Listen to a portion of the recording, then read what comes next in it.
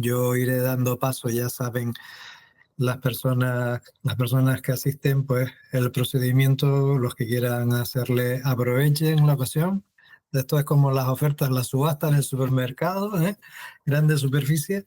Tenemos aquí a Eustaquio con nosotros, de representante, portavoz y expresidente también de ATAN, con muchos años de experiencia. Así que vamos a aprovechar para exprimirle y sacarle jugo y que pueda responder a las preguntas que tengamos que hacerle. O sea, que aquellas personas que levanten la mano, que hagan una señal, que yo les voy dando la palabra. No se me asusten, levanten la mano y pregunten. Vale, aquí aparece ser humano no identificado, quiere hacerte una pregunta. Buenas, ¿qué tal? Muchas gracias. Bueno, lo había puesto ya cuando empecé a hablar sobre eso en el chat, que básicamente, pues yendo al grano, ¿cuál sería la definición de la capacidad de carga para cada isla y en función de qué criterios? Bueno, como le he insistido a lo largo de la exposición, la capacidad de carga es un hecho variable, porque depende de muchos factores. No es lo mismo una sociedad como era la sociedad aborigen que una sociedad agrícola como ocurría en el siglo XX, todavía en el siglo XX, por ejemplo en La Gomera, que es mi isla. En los años 50 yo les he señalado cómo tenía más habitantes que Fuerteventura, pero en los años 50 experimentó un descenso notabilísimo de población porque la mayor parte tuvo que emigrar porque la isla había sobrepasado su capacidad de carga. La isla y su capacidad de carga dependía en aquellos momentos de la actividad agrícola, estaba totalmente todo lo posible abancalado, pero aquello era insuficiente para mantener la economía. Por tanto, se cambió absolutamente. ¿Y por qué puede variar? Si nosotros introducimos otras variables, como es que vamos a disponer de dinero para importar lo que no producimos y la gente ya no tiene que producir sus alimentos, sino que tranquilamente pues podemos aumentar, como ha ocurrido, la cantidad de habitantes que tiene una isla. Pero claro, eso tiene también otro problema, y es que eso implica, igual que ocurre con el agua, que es un hecho limitado, disponemos del agua que nos aporta la lluvia, pero los políticos dicen no importa, ponemos desaladoras. Evidentemente, si ponemos desaladoras, como ha ocurrido en Lanzarote y Fuerteventura, la capacidad de carga de la isla ha aumentado de manera sustancial, y no hubiese sido totalmente imposible. Pero ese modelo, pues lo han llevado y dice, ese modelo es, no importa, hacemos desaladoras, construimos puentes, y llega un momento en que eso no es la solución, porque como ocurre en un estadio de fútbol que tiene una capacidad de 20.000 habitantes, pues si quieres meter 40.000 vas mal. Y eso es lo que nos está ocurriendo en las islas. ¿Por qué? Porque ese aumento de población requiere cada vez, con ese modelo económico, cada vez más infraestructura, cada vez más urbanizaciones, y eso conlleva la ocupación tan intensiva del territorio que está ocurriendo lo que te ocurre, el colapso. Es decir, hemos sobrepasado la capacidad de carga en bastantes islas, se sobrepasó una isla con una determinada economía, pero hoy en islas con la economía turística como gran motor, como es el caso de Tenerife, de Gran Canaria, de Lanzarote, es evidente que esa capacidad de carga con ese modelo se ha superado. Tenerife, ya todo el mundo sabe lo que supone trasladarse de un sitio a otro. No hay dónde aparcar, todo está lleno de coches, no se pueden visitar los espacios naturales. Ir a Naga un fin de semana es prácticamente imposible. Parece que quieren solucionar el problema de lo que llaman turísticamente el Machu Picchu de Tenerife, que es la zona de Tenomasca, poniendo una tasa, cobrando una entrada, pero eso no aporta nada. Unas tasas solo es un impuesto que se paga, y además tendría que siempre tener un carácter finalista, pero no disuasorio. Nadie deja de ir a los museos porque cobren la entrada. Lo que habría que tomar medidas para que esa capacidad de carga no nos desborde es precisamente limitar ese crecimiento, limitar las urbanizaciones, limitar el número de plazas turísticas hasta un número compatible con la realidad que tenemos en las islas. Las islas son muy pequeñas, Tenerife tiene 2.057 kilómetros cuadrados y no podemos ocupar todo el territorio en función de las necesidades turísticas. Creo que hay que cambiar los factores económicos, promocionando, que eso lo dicen mucho, pero nunca lo hacen, nuestra agricultura, nuestros productos naturales, tratando de diversificar muchísimo más en la economía, invirtiendo mucho más en educación y evidentemente lo que no se puede hacer es que estemos hoy no solo aumentando el número de plazas turísticas, sino que además estemos convirtiendo en nuestro parque de viviendas en viviendas vacacionales, con lo cual, por eso se ha sobrepasado la capacidad de carga. Si un canario ya no puede alquilar, un canario joven con un sueldo medio normal, no puede alquilar una casa porque los alquileres están en torno a 1.000 euros y los salarios de luego medios no son de 3.000 euros, es evidente que la capacidad de carga tiene que ser sobrepasada. Yo, humildemente, yo no sé, no tengo soluciones evidentemente para todo, pero sí tengo muy claro que o se limita el número de visitantes y consecuentemente el número de personas que son atraídas por esa actividad turística, el colapso de las islas seguirá aumentando, no que ya no existe, seguirá aumentando hasta punto que tenga repercusión incluso negativa sobre la propia actividad turística. Coincido plenamente, con lo cual supongo que tengo que reformular la pregunta y la hago, a ver, básicamente porque pensaba que a lo mejor podía haber algún estudio hecho en base a eso. Sería cuál podría ser la capacidad de carga minimizando la huella ecológica de vivir y de visitar aquí. Es decir, por un lado, la capacidad de carga de la isla para residir y por otro, la definición también de capacidad de carga como destino turístico, ¿no? Entonces, preguntaba por si habían hecho estudios, pero básicamente es eso, minimizando la huella, es decir, en pos de soberanía alimentaria, de evidentemente evitar colapso en la movilidad. O sea, es que estoy totalmente de acuerdo con lo que comenta, ¿no? Con los criterios, pero lo preguntaba por si a lo mejor había un estudio en el que se hubiera hecho una proyección y en ese sentido, y por saber además con qué, digamos, variables, ¿no?, estaban jugando. Sí, se han hecho estudios, recuerdo ahora un estudio que se hizo en los años 90 por el biólogo Antonio Machado, en el cual, si no recuerdo mal, se decía que la capacidad de carga turística que tenía la isla de Tenerife no llegaba a 2 millones de habitantes, que si superaba estas cifras íbamos por mal lugar. Él mismo dice que las cifras las pone él porque cree que son esas, pero no tiene ninguna argumentación empírica de cuál es exactamente esa capacidad de carga. ¿Cuál sería la capacidad de carga? Que depende, claro, en cada isla sería absolutamente diferente. No es lo mismo islas como Lanzarote, que Fuerteventura, Tenerife, Gran Canaria, o que las islas occidentales, La Palma, La Gomera y El Hierro. Las dos islas, por supuesto, más afectadas por el número de habitantes, por la cantidad de turistas y la cantidad de inmigrantes que llegan de otros territorios para establecerse en Canarias, son las dos islas centrales. La capacidad de carga, desde luego, está superada. Por tanto, lo que hay que pensar es que la capacidad de carga que tiene el archipiélago son mucho menos de los 16 millones de turistas que está recibiendo al año. No podemos sustentar, por ejemplo, que ya se ha planteado en islas como Lanzarote, que debería limitarse el número de visitantes de la isla de alguna manera.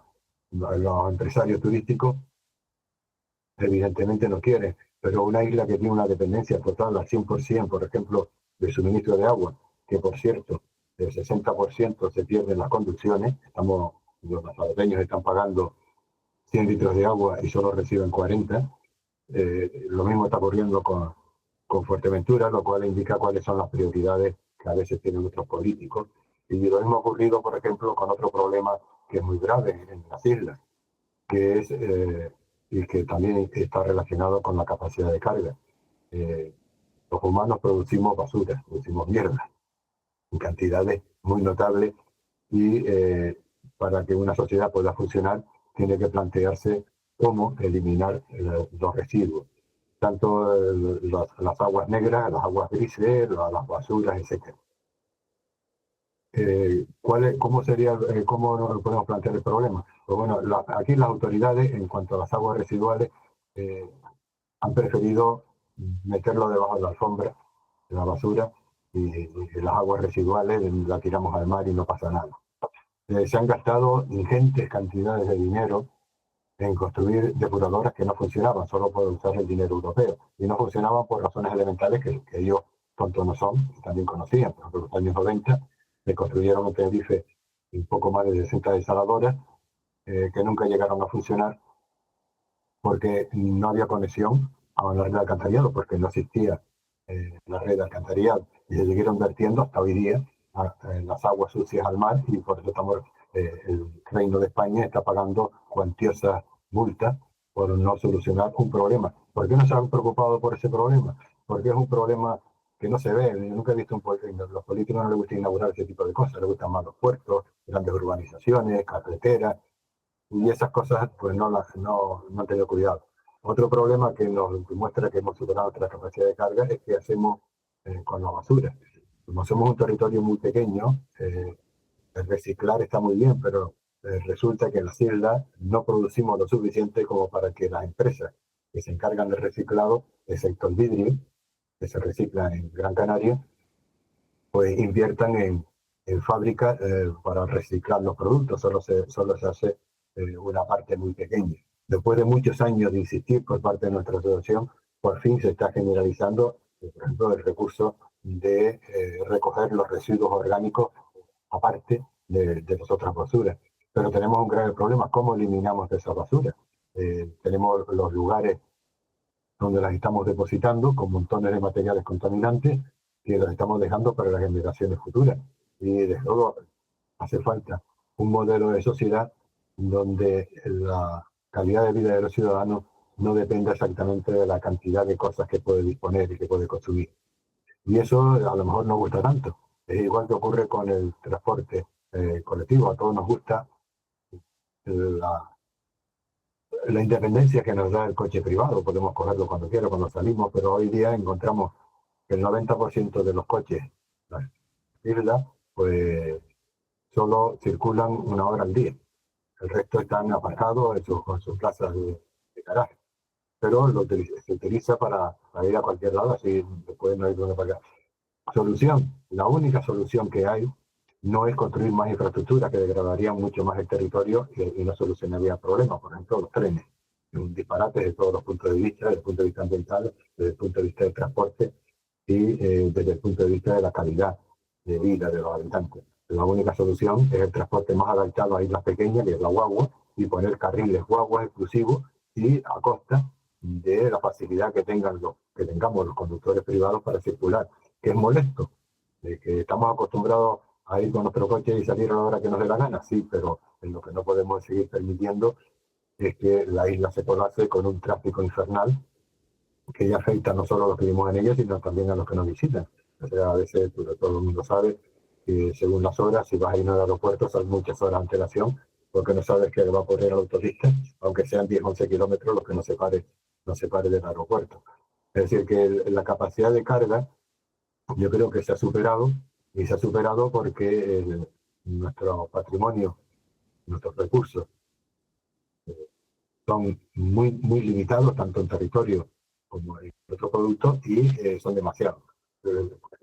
La capacidad de carga, de visita del Parque Rural de Anaga se ha superado con creces, hasta tal punto que los que habitan pagos de Cananana o cualquier pago de Anaga sea para ellos un enorme problema por venir a Santa Cruz a trabajar. ¿Por qué? Aunque vengan en guagua, resulta que la carretera está ocupada por montones de coches, bicicletas de los cruceros que llegan arriba, de guaguas de turistas, que le impiden, con carreteras estrechas de montaña, que le impide llegar a la hora del trabajo y, digamos, no allá la evacuación de cualquier enfermo. Eso es o no supera la capacidad de carga, evidentemente sí.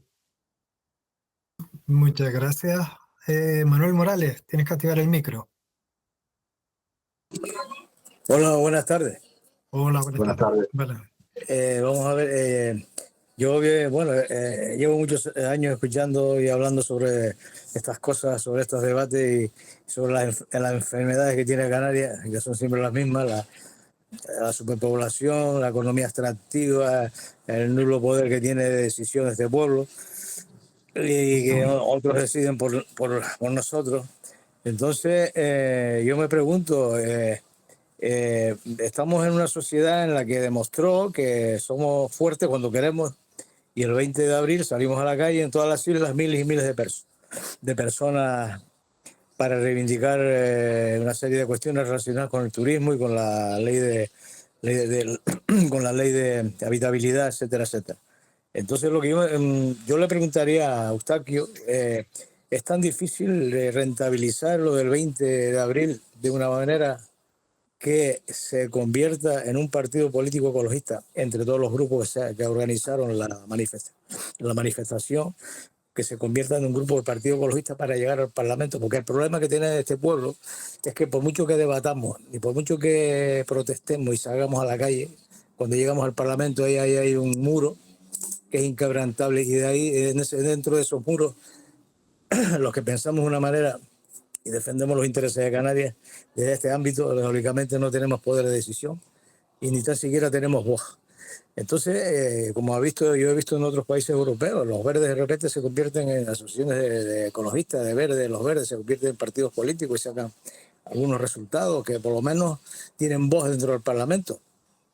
Yo le pregunto a Eustaquio, ¿no es posible entre ATAN, entre todos estos grupos ecologistas que han salido a la calle, ahora mismo no recuerdo, bueno, me disculpe, pero no me recuerdo el resto, hay muchos más, ponerse de acuerdo para hacer un partido político? Pero vamos a ver, y la población yo creo que lo va a agradecer, porque sin ánimo de politizar la historia, sino es pues simplemente con el objetivo de defender lo que se está defendiendo en la calle, pero defendiéndolo dentro del Parlamento, porque sería la única manera de poder parar un poco el desaguisado que están cometiendo muchos alcaldes, sobre todo los del sur.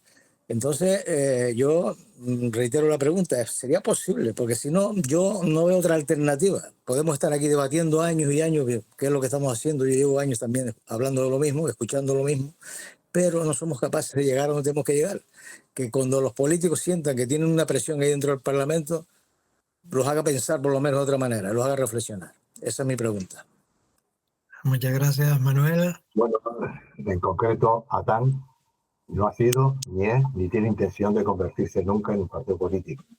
Nosotros participamos, de acuerdo con la Constitución que tenemos, participamos en la vida democrática como una asociación civista. No somos un partido político, ni promocionamos ningún partido político. Aquí se han presentado partidos políticos con programas electorales muy similares en muchos aspectos a los que, por cierto, una manifestación que fue promovida en principio por ATAN y que tuvo tanto éxito como la del 20 de abril, y que son los que tendrían que llevar a cabo en el Parlamento. Desgraciadamente, en Canarias, y eso los sociólogos lo interpretarán y sabrán por qué, en Canarias los partidos políticos responsables de estas situaciones reciben el voto popular masivamente y no los partidos que preconizan otro modelo económico. La verdad que es eso. Pero el señor Fraga, por ejemplo, en el ayuntamiento de Adeje, pues gana por mayorías absolutas. Y los partidos que, digamos, que tienen visiones en sus programas electorales, que podemos decir próximas a los grupos ecologistas, pues no tienen prácticamente uno representante, ¿no? Las últimas elecciones, los representantes, digamos, más identificados con esos movimientos ecologistas desaparecieron del panorama del Parlamento y de la mayoría de los ayuntamientos. Esa es una responsabilidad que tiene el votante. Pero insisto, ATAN, desde que nació en 1971 en plena dictadura, es una asociación democrática, apartidista, que utiliza todas las vías que le ofrece el Estado democrático, entre ellas todas las vías jurídicas que nosotros utilizamos mucho, la de manifestación como ruido, para hacer patentes los problemas a la sociedad canaria. Creo que la sociedad canaria es la que tiene que tomar conciencia de los problemas y a la hora de decidir que vote por aquellos partidos, que luego no va a estar nunca, por aquellos partidos que se sientan más identificados y expresamente tengan muy claro cuál es su opción con respecto al problema del que estamos hablando. Muchas gracias. Félix, tienes que activar el micro. Sí, ¿qué tal? Buenas noches. En primer lugar, felicitar al ponente. La verdad que yo creo que a muchos nos ha quedado conceptos claros de la historia de Canarias, que o sea, nuestro pasado es el que crea nuestro futuro y a través de ahí podemos entender muchas cosas, ¿no? Bueno, mi pregunta va a ser muy breve y muy corta mi exposición. Vamos a ver, de todos he sabido que la capacidad de carga de Canarias hace muchísimo tiempo que ha sido superada, eso es claro. Pero ¿cuáles son las soluciones? ¿Cuáles son las soluciones a medio y corto plazo que se pueden empezar a tomar? Se ve que la voluntad política está por donde está. Entonces, ¿hacia dónde vamos? Esa es mi pregunta. Bueno, las soluciones a corto plazo yo creo que están claras, incluso lo dicen los propios políticos, aunque pues no hagan exactamente todo lo contrario. Las soluciones inmediatas, es decir, a corto plazo que hay que tomar, son la limitación del número de visitantes, hay que limitar el número de turistas que llegan a las islas, la limitación habitacional, es decir, hay que buscar la manera jurídica que evite la llegada masiva de gente a residir en las islas cuando en las islas ya no cabemos, hay que buscar la manera apropiada. Hay que acabar con un hecho que no solo tiene una repercusión negativa en cuanto a la capacidad de carga de la isla, sino incluso en la calidad de vida de sus habitantes, que es el problema de las viviendas vacacionales. Es decir, hoy existen viviendas vacacionales en barrios que resultaban impensables hace 10 años con turistas puedan recibir, yo que sé, hasta Lo Alto, en Tenerife o a La Reolla. Eso habría que limitarlo. Evidentemente no se puede convertir, porque un canario no puede competir cuando a la hora de alquiler de una vivienda con estas viviendas vacacionales a todos los niveles. Son medidas que evidentemente hay que tomar. Otras medidas importantes sería la introducción de una tasa a la llegada de los turistas a las islas, una tasa con un destino finalista, es decir, destinada a proteger lo que nos hace atractivo a nuestros visitantes, que es nuestro patrimonio natural, y así evitar el bochorno que hoy supone que nuestros parques nacionales, nuestros espacios naturales protegidos, se encuentren que no tienen agentes de medio ambiente, sino un número reducido y tan escaso que son incapaces de controlar, y ocurren los desmadres que estamos viendo. Esas son medidas inmediatas a corto plazo, eso habría que tomarlo ya para evitar. Otra cosa sería el control de los coches de alquiler. Tenemos el récord de coches de alquiler por habitante de toda la Unión Europea. Tenemos el mayor número de kilómetros de carretera por kilómetro cuadrado de superficie de toda la Unión Europea. Y eso tenemos que evitarlo. Una isla como esta no puede estar llena de infraestructura, hay que controlar las infraestructuras y controlar lo que son necesarias, y no se puede argumentar, por ejemplo, destruir una parte del litoral para hacer el puerto de Fonsalía, porque eso acorta el viaje a La Gomera en 10 minutos. Por favor, es que estamos locos. Mientras tanto, tenemos un puerto absolutamente innecesario que ya degradó una parte sustancial de nuestro litoral, como el puerto de Navidad, totalmente inutilizado. Dice que no, porque entonces estarían más lejos y tardarían media hora más en llegar a La Gomera. Pues no sé, yo cuando era pequeño venía a La Gomera, el correo tardaba 5 horas y media, y si salíamos por la noche prácticamente eran 12 horas. No pasaba nada. No digo que volvamos a los tiempos del correo, evidentemente la tecnología ha avanzado, pero sí a evitar que se construya una gran infraestructura enorme con el único y peregrino argumento de que eso nos permite ahorrar 10 minutos en el viaje. Lo cual es mentira, por cierto.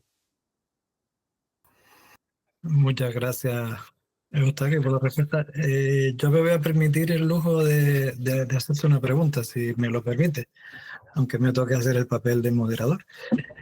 Estabas aquí comentando ahora la necesidad urgente de establecer una limitación al establecimiento en Canarias, precisamente por esa sobrepoblación que tenemos y que de alguna manera se está produciendo una sustitución de la población local por población foránea.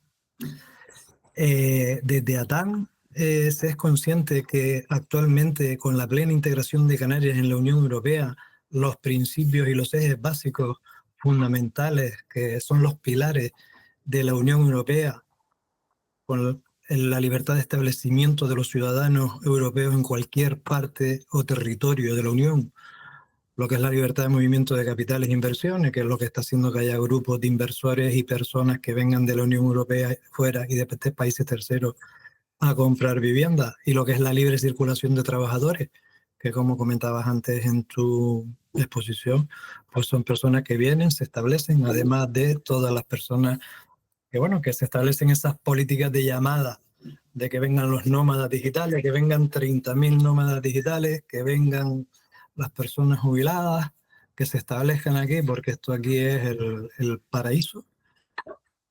¿Cómo hacemos para establecer una ley de residencia cuando la propia Unión Europea no nos permite precisamente limitar el establecimiento de ningún ciudadano europeo? ¿Cómo hacemos para limitar la vivienda, la venta de vivienda, cuando la propia Unión Europea no nos permite ir en contra de los principios básicos? Me pregunto si hay algún planteamiento, ustedes conocen la existencia de esa problemática.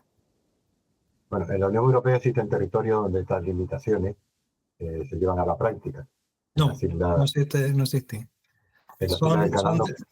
Son territorios que negociaron antes de la entrada de la Unión Europea. Claro, el problema es un problema de negociación. El gobierno de España en su momento negoció muy mal lo de Canarias. Lo negoció absolutamente mal.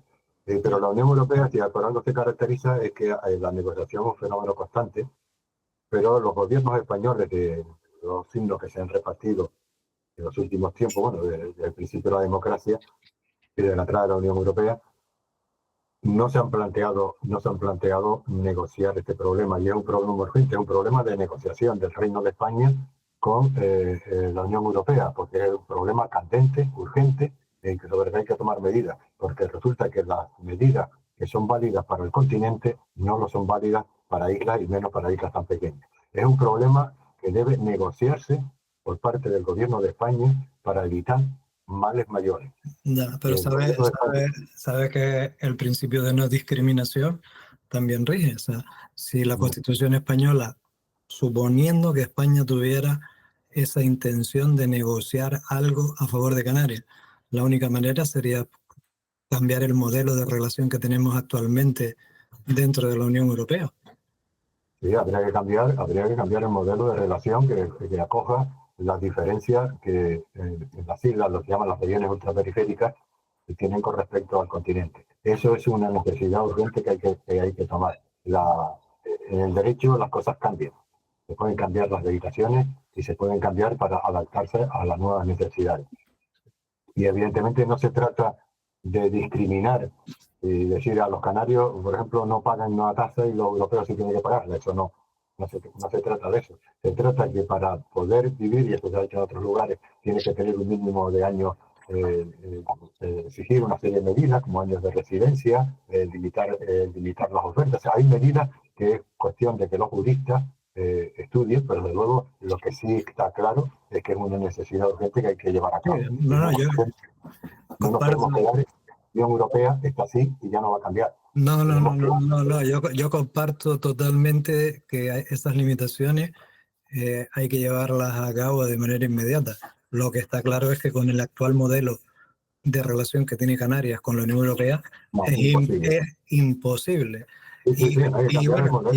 Y de esto, y esto lo quiero hilar un poco también precisamente con las declaraciones que comentaba usted antes también, esas declaraciones que hace, bueno, pues desde el presidente de gobierno y demás, como que pasábamos por aquí, no nos habíamos enterado de que se había creado todo este problemón, y ahora resulta que van a ir a la Unión Europea y van a conseguir una ley de residencia cuando saben que tal como estamos actualmente es imposible.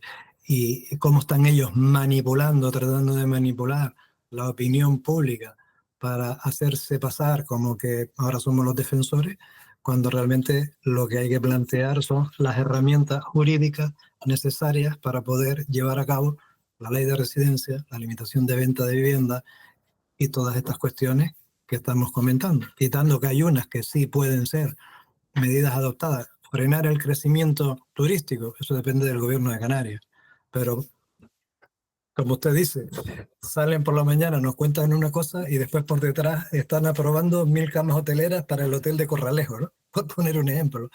O llega el señor Antonio Morales y sostenibilidad, pero resulta que aprobamos 4 centrales hidroeléctricas para Gran Canaria, 6000 camas en la aldea San Nicolás, que ya me contará, una central hidroeléctrica en la aldea San Nicolás, en Agaete, y ahora somos conscientes, porque además lo dice así el consejero de transición, digamos, energética, que ya no sé ni cómo denominarlo, que son conscientes de que produce un daño al territorio, pero oiga, mire, es que claro, como hemos incrementado el número de camas hoteleras en el Plan Insular de Ordenación de Gran Canaria, pues hay que poner centrales hidroeléctricas. ¿No le parece a usted que todo esto es una auténtica tomadura por parte, una tomadura de pelo por parte de los políticos actuales, esta forma de tratarnos de manera tan infantil, pensando solamente en el negocio, en su propio negocio particular y no en el bienestar de los ciudadanos que habitamos en las islas?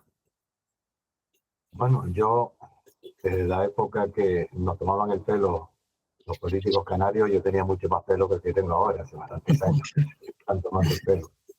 Y soy consciente de ello. Yo, por recordar detalles pues, de hace tiempo, cuando estaba en el proyecto de construcción del puerto de Granadilla, tuve un debate con los representantes de los partidos políticos sobre sus programas medioambientales.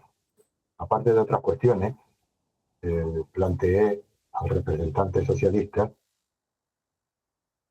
cuál era su actitud con respecto a la construcción de ese mega puerto. Le digo que sí, que bueno, que ellos, pero uno más chiquitito, pero que sí, que estaba bien. Y digo, entonces, señor, ¿cómo es que usted el otro día asistió a la manifestación contra el puerto de Granadilla? Digo, no se puede estar en misa y replicando. Y esa es una constante que he observado en nuestros partidos políticos desde siempre. Por ejemplo, Coalición Canaria, que se presenta como el partido que defiende los intereses canarios, yo nunca le he oído hasta ahora nada relacionado con la limitación del consumo de territorio, con la conservación del territorio, aparte de proclamas electoralistas. Pero a la hora de la verdad, invierten el dinero, por ejemplo, tanto uno como otro, en cosas que son absolutamente innecesarias y que no responden a ninguna necesidad de la sociedad canaria. Por ejemplo, un circuito del motor que serían como mínimo 60 millones de euros, cuando resulta que nuestra sanidad está en las condiciones que está, nuestras escuelas están en las condiciones que están y la situación general que está atravesando la población es muy negativa. Por eso estamos a la cabeza o a la cola, según se mire, en ingresos por habitante, estamos a la cola en número de parados, etcétera, etcétera. Sin embargo, ellos prefieren invertir en aquellas cosas que le van a dar más dinero. La playa de las Teresitas, por ejemplo, que hoy día, por el turismo, tiene sobrepasada su capacidad de carga, es decir, la cantidad de gente que puede acoger la playa en su aparcamiento, etcétera, etcétera, está literalmente sobrepasada con el modelo que tenemos. ¿Y qué es la brillante idea para solucionar el problema de nuestro alcalde? Pues poner los semáforos a la entrada y construir un hotel de 500 camas. Pues dice que eso va a revalorizar las Teresitas. Cuando resulta que tenemos un problema, sobre todo ahora los fines de semana de verano, en los cuales las colas para salir y entrar en la playa, que es un saco de fondo, son inmensas. Y eso, ¿por qué ocurre así? Porque no se hizo una planificación. Recuerdo también en otro debate que participé, cuando se discutió con Cerolo y compañía lo del plan que tenían para las Teresitas, y me hablaba de magníficos proyectos de una urbanización que iba a ir por la parte de atrás de las Teresitas, de 20.000 personas. Lo único que se me ocurrió decirle fue, ¿y por dónde van a entrar y salir? No, eso no tiene importancia. ¿Cómo que no tiene importancia? Si tú pones a una zona residencial, no van a trabajar en San Andrés, van a trabajar en Santa Cruz. Y vas a tener que desplazarse a determinadas horas un mogollón de gente, más de las que vienen de los barrios, más los que vienen del propio San Andrés, más los usuarios de las Teresitas. ¿Por dónde va? Bueno, se hace un túnel. De todo lo arreglan con dinero. Claro, así están haciendo, por ejemplo, el barrio de María Jiménez, en Santa Cruz, el tubo Bufadero, que tanta importancia histórica tiene cuando el ataque de Nelson. Sus entradas y salidas son las mismas de hace 40 años. Pero han creado un montón de viviendas en el interior de esa zona, lo cual es un disparate. Primero, si tú planificas una urbanización turística, tiene que saber que necesita tratamiento de residuos, tratamiento de basura y medios para salir y entrar. Y eso es una constante en nuestro archipiélago. Se hacen urbanizaciones y resulta que no se acuerdan de lo esencial para cuando estos residentes vayan a ir ahí. O se hacen urbanizaciones que no van a ninguna parte. ¿Dónde van estas calles? O sea, cosas así. Ahora mismo en Tenerife está planificado, está previsto que en la zona del Mojón, que es un proyecto de los años 80, vaya a coger más habitantes que el pueblo de los cristianos. No deja de ser de facto una zona colapsada. Y eso me recuerda que también en otro debate con una persona que entonces era alcalde de Arona, en la radio, de muchos años, era junto cuando se estaba el proyecto de la playa de las Pistas. Le dije que sí, que si no entraba a discutir el proyecto de la playa en nombre de mi asociación, pero sí que le planteaba un problema. La gente que entra y sale después del puerto de los cristianos, ¿por dónde va a circular? Eso no tiene importancia. Digo, hombre, si usted pone una calle donde los turistas tienen que ir a la playa con su bañador y su toalla colgando y tienen que atravesar coches en segunda fila, cosa que es lo que ocurre en la actualidad, en aquella zona vas a colapsar el puerto. Efectivamente, hoy el puerto está colapsado. Pero no por la cantidad de barcos, ni mucho menos. Está colapsado por las entradas y las salidas.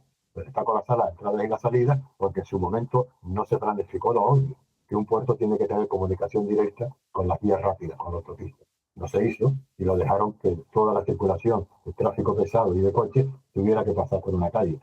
Solución, hacemos otro puerto. Y esos son los políticos que tenemos. ¿Cuál es la solución? Espero que el pueblo canario pues, despierte y se dé cuenta que los partidos políticos estos que nos están gobernando no tienen interés en resolver el problema de la calidad de vida de los canarios, sino simplemente en crecer económicamente y lo que ello deriva, como ha ocurrido en muchos casos y demostrado judicialmente, es su bolsillo. En el caso de Miguel Sedolo, porque ha sido condenado por la justicia y puedo decirlo tranquilamente, es un delincuente, con el cual yo discutí mucho sobre las Teresitas y bueno, la verdad que no me puso muy bien en los periódicos, pero son auténticos delincuentes. Y esos proyectos responden a eso, a llenarse los bolsillos. ¿Cuántos políticos conocen pues, lo que me estaba oyendo? Algunos de ellos eran profesores, igual que yo, y ahora, a diferencia de lo que me ocurre a mí, son millonarios, ellos y su familia. ¿Cómo es posible que Casimiro Curvelo, que no ha trabajado en su vida, sea millonario? El Mensei de La Gomera. Señor Conde, vamos a dar el caso adecuado, pero que le corresponde. El señor Conde de La Gomera, el otro día fue a dar una charla en La Gomera, por cierto, con Carlos Soler y Juan Luis, el otro Luis, sobre aguas y la depuración, etcétera, en la isla de La Gomera. Pues el señor Casimiro Curvelo, ¿qué hizo? Le negó la utilización a los de la oposición, es decir, que son representantes legítimos en el Cabildo, democráticamente elegidos en el Cabildo de la isla, les negó el usar los salones públicos que están en el Cabildo y por supuesto los del Ayuntamiento, porque ya sabes que quien manda en La Gomera no son los alcaldes, sino el don Casimiro. Con esta situación la tenemos que resolver los canarios y lo tenemos que resolver. Yo no creo yo creo que ha hecho 53 años una buena labor concienciando a la gente de la necesidad de conservar nuestro patrimonio. Hemos hecho una importante labor de denuncia, hemos conseguido importantes éxitos en los tribunales Y yo creo que es una labor que siempre será necesaria y complementaria de los partidos políticos. Sí. Que la gente que tiene interés en la política, yo no lo tengo como tal, es decir, estar en un partido político, nunca lo he estado. Bueno, sí lo estuve, pero era la época de Franco, luchando contra la dictadura. Y por eso después me llevaron a la cárcel. Pero en la época actual, desde que tenemos democracia, yo he preferido colaborar en el bienestar de la sociedad a partir de una asociación como la que es ATAN y dejar que sean otros, y me parece muy bien, los que planteen nuestras reivindicaciones, los que ellos crean oportunas al electorado para que sean ellos los que elijan y los lleven a las instituciones y permitan cambiar, espero, el ritmo de la situación, de lo que está ocurriendo. Solamente te quería hacer una pregunta, le doy el paso a Jorge Hernández, que está esperando, que me gustaría conocer tu opinión al respecto. ¿Qué opinas tú en relación? Sé que estás en Tenerife, yo estoy aquí en Gran Canaria. Yo durante 22 años viví en Tenerife, entonces bueno, conozco también bastante bien la isla, pues estuve 22 años allá. Pero desde ATAN, por la información que puedan manejar, ¿qué piensan ustedes de la transición energética que se está llevando a cabo en la isla de Gran Canaria, con todo lo que es la central de Chira-Soria, con las centrales que se pretenden implantar ahora, con todos los parques de placas fotovoltaicas ocupando supuestamente suelo agrícola? Se da la excusa de que en desuso hay aprobados, si mal no recuerdo ahora mismo, son casi ya vamos ya por 16, es una monstruosidad lo que se está haciendo, más luego todos los molinos eólicos que se están implantando, más el empeño que tiene el señor Antonio Morales ahora en poner molinos eólicos en nuestras costas, en Gran Canaria, todo lo que es la zona de Arguineguín hacia abajo, hacia el sur. O sea, veremos los amaneceres entre aspas de molinos. Desde ATAN, desde Tenerife, ¿qué se piensa al respecto de todo este modelo de transición energética que se está aplicando? Porque ya por no hablar también de lo que está sucediendo con Fuerteventura y bueno, lo que vamos camino con el resto de las islas también. ¿Qué opinan ustedes? Bueno, ATAN, de manera inequívoca, desde que salió el proyecto, estamos totalmente en contra del proyecto Chira-Soria. En primer lugar, por el enorme impacto que ocasiona en nuestra naturaleza, ese macroimpacto. Segundo, desde el punto de vista técnico, por lo que nos hemos asesorado, es una central que tiene una diferencia de cota entre las dos presas de aproximadamente 300 metros, lo cual es una diferencia de cota que implica el uso de un enorme volumen de agua para producir energía, por tanto es absurdo. Y además hay que pensar de dónde sale el agua. Según el proyecto, el agua se va a producir de desaladoras que la propaganda oficial dice que será con energía renovable. Carlos Soler yo creo que ya ha explicado suficientemente el problema de la desaladora que utilizan la energía renovable. La desaladora tiene que tener la energía asegurada las 24 horas del día, los 365 días del año, y la energía renovable no es posible. Eso lo quieren solventar en Chira-Soria con esa macro obra que responde más que al criterio de una isla sostenible, al criterio de una isla rentable, es decir, a los negocios. Porque el problema es que no podemos pensar en un crecimiento indefinido de la energía, sino tenemos que variar, y es necesario cada vez variar el gasto energético.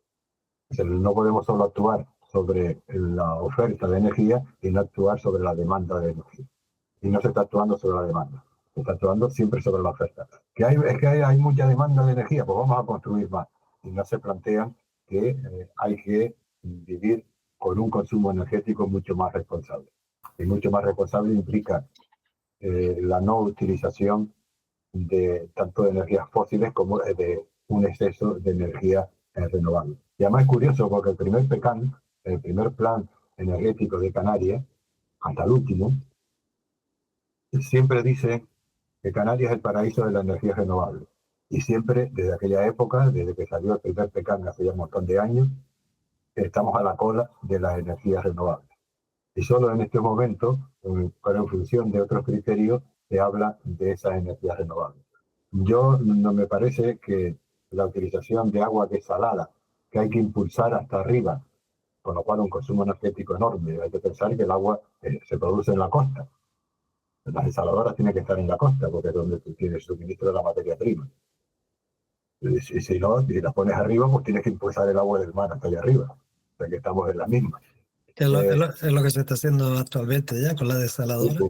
Entonces, con esa agua hay que llenar las presas con un volumen enorme.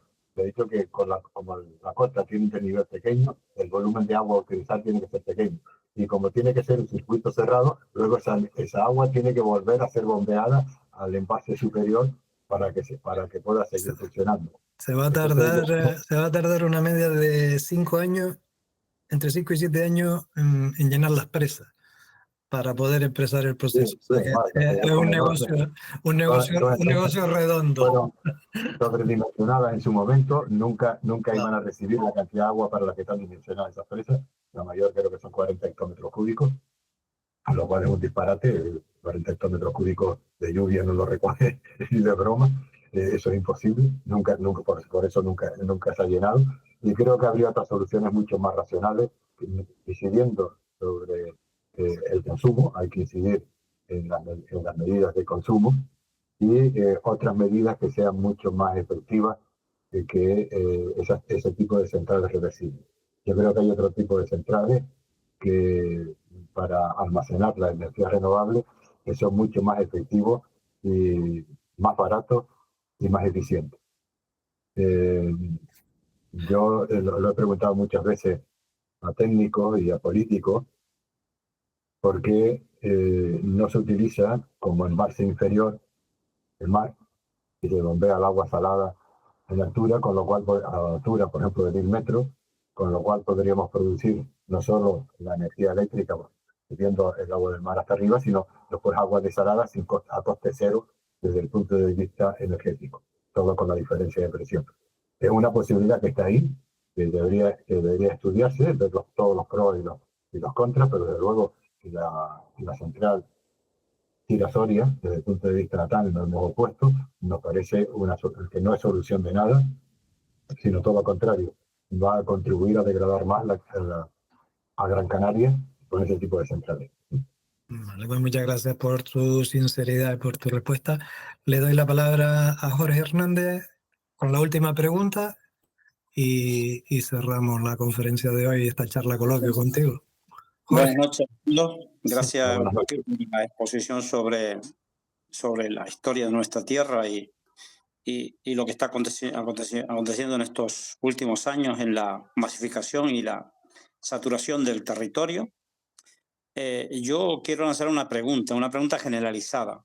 Si dentro de la Unión Europea España hizo ese acuerdo para que Canarias fuera una región ultraperiférica y eso nos aboga a seguir creciendo y creciendo hasta unas dimensiones no imaginables en el futuro, si esto no se arregla, yo creo que los canarios deberíamos pensar, y creo que los que estamos aquí también deberíamos pensar y debemos expansionarlo y gritarlo a los cuatro vientos, a toda la sociedad civil, que en la Unión Europea existe estatus para que Canarias pueda frenar el crecimiento poblacional y el crecimiento demográfico que tenemos, ¿no? Yo creo que hay un estatus que existe desde los comienzos de la Unión Europea y que nada más y nada menos lo existen dentro de algunos territorios que no están dentro de la Unión Europea, pero que tienen esos estatus, que son los países y territorios de ultramar. Creo que sería en beneficio para Canarias ser un país territorio de ultramar, sería un buen estatus para que Canarias poder regularizar los diferentes aspectos como la ley de residencia o indiscutiblemente también la ley de la compra de vivienda y sucesivamente ahí muchísimas cosas que se pueden regular siendo un país territorio de ultramar. Esa es mi pregunta.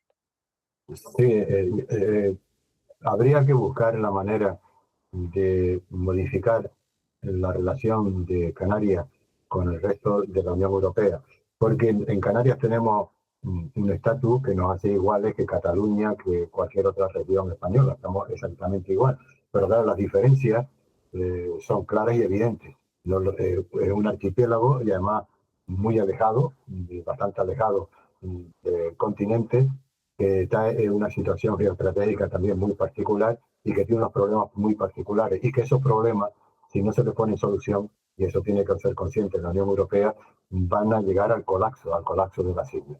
Y por tanto es urgente que la población canaria haga ver a nuestros representantes políticos la necesidad de que se tomen en serio estas cuestiones, lo planteen en la Unión Europea lo más unidos posible, con el fin de evitar lo que ya está ocurriendo. Y lo que está ocurriendo es ese colapso. Pero, vuelvo a repetir, ¿cómo va a ser posible cuando nuestros partidos políticos ahora lo que quieren es invertir miles, y digo miles, de millones de euros en construir trenes en las islas?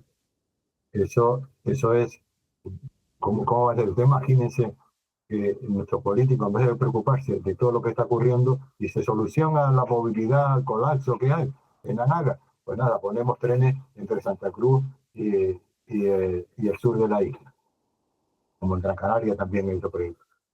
Yo, como me acuerdo cuando era profesor de geografía en la universidad, que estudiábamos los transportes, pues sabíamos que cada transporte tiene su distancia ideal. Es decir, que un camión de 20 toneladas no es ideal para el reparto de paquetería por dentro de la ciudad, sino pequeñas furgonetas o vehículos mucho más pequeños. Que los trenes son aptos para distancias de cientos de kilómetros y que otros medios de transporte son aptos para distancias menores. Y que evidentemente, encima que nos venden como trenes de alta velocidad, como le dije una vez a uno de los políticos, digo, de alta velocidad, y son 60 kilómetros de vía. Que sí, de alta velocidad, ¿cómo va a ser de alta velocidad? ¿Se no ponen paradas? Que sí, ponemos 5 paradas. No sé, que mate a la gente de aceleraciones y frenazos, es imposible que sean trenes de alta velocidad. Y además, ¿sabe usted lo que supone 60 metros de la franja litoral ocupados por el tren, vallados para que la gente no pase animales ni nada, separando, por tanto, la costa del interior y dejando incomunicados a todos los pueblos de la parte media de las islas? ¿Para qué nos sirve? Es absurdo. Y luego, ya el otro argumento, y que tampoco le sirve de nada, no hacen caso. El problema del tráfico en Tenerife está en el área metropolitana y en el área turística. Es raro el colapso entre Güímar y el sur. No suele haber colapso en esa zona, porque estadísticamente solo es el 20% de ese tráfico de lo que se colapsa. Es decir, que el tren tendría ese problema. Luego tendría otro problema, que es un tren que lleva como mínimo, si no sería un trolebús, 500 personas, que ¿con qué frecuencia lo pone? Hay cada 10 minutos, imposible, no puede suministrar a un tren cada 10 minutos 500 personas. Cada hora, cada 2 horas, con lo cual estamos hablando de unos márgenes que hace que a la gente no le sea útil coger el tren, porque si el tren sale con una frecuencia pues, tan baja, es imposible que se pueda utilizar, aparte de todos los demás problemas que ocasiona. Y encima el elevadísimo coste, comparado con solucionar el problema a base de transporte público pasado en tipo guaguas modernas, bien hechas, con GPS capaces de cumplir estrictamente horario y con carriles en las principales vías de comunicación exclusivos para ellas, pues eso no se contempla. ¿Por qué? Porque eso no da dinero. Da dinero construir trenes. Imagínense, son miles de millones de pesetas, de euros, no, de euros lo que eso hace falta. ¿Cuánto se le queda pegado a esta gente? De todos modos, lo digo porque los precedentes son muchos. En el puerto de Granadilla, Antonio Plasencia, también hay indicios más que racionales de que también habían metido la mano con las condiciones. Y como él, muchos más. En algunos casos está más que demostrado. Y en otros casos está demostrado la pasividad, como decía antes, de las instituciones públicas y los políticos. Nadie dijo nada en los hoyos de Güímar, el mayor atentado ambiental de Canarias, y que ahora quieren reutilizar, por cierto, con la central disparatada también entre los hoyos. Sí, es un proyecto disparatado porque en este caso todavía la cota es inferior, son 200 y pico metros de diferencia de cota, con lo cual el caudal tendría que ser de un montón de metros cúbicos por segundo para producir la electricidad, y encima problema de llenado, el problema estructural que tienen esos hoyos, en fin, un montón de papeles políticos, todo eso le importa poco, como le importó a la alcaldesa de Guima decir que iba a ser un resort turístico dentro de los hoyos. Claro. Bueno, De todos modos, que sepa que no tenemos envidia por los trenes de Tenerife, porque aquí en Gran Canaria nos quieren poner uno de Las Palmas a Gaete y el otro sí, hasta prácticamente la aldea San Nicolás. O sea que venderemos los bonos turísticos de Canario, visita tu isla a vista de tren y después también para los extranjeros. Es que de verdad a veces yo creo que tenemos lo que nos merecemos porque no somos capaces también de ponernos en nuestro justo lugar. Eustaquio, te quiero dar las gracias en nombre de todos por haber facilitado tu participación, darle las gracias también a Carlos por habernos echado una mano para poder contactar contigo y que hiciera posible también que tú hoy te hayas brindado a compartir este rato, que hayamos podido preguntarte, felicitarte también por la exposición y darte las gracias por el tiempo que nos has dedicado. Y que bueno, espero que tú te hayas sentido cómodo también en ese sentido. yo me he sentido muy cómodo y agradecido que ustedes hayan contado conmigo. Mi especialidad, como les decía al principio, no es precisamente la demografía, mi especialidad es precisamente la geografía física, los problemas relacionados con el mundo más de la geología y un poco con la historia del archipiélago, que es un tema que más que profesional me ha tenido interés intelectual por conocer. Y por eso, bueno, pues he tratado de exponer un poco lo que, en mi parecer, son los principales problemas de la evolución de la población del archipiélago. Pues contaremos contigo para otra ocasión y para que expongas de esos temas en los que tú te manejas mejor y más cómodamente. Y te damos las gracias por todo este tiempo que nos has brindado, que vale su peso en oro. Muchísimas gracias. Gracias Que a ustedes. descanses. Y muchísimas gracias también a todas las personas que han asistido hoy. Ya saben que hemos grabado esta sesión y bueno, ya compartiremos, una vez editada, la compartiremos en nuestro canal de YouTube para que puedan acceder y verla con tranquilidad. Muchísimas gracias y buenas noches a todos. Buenas noches.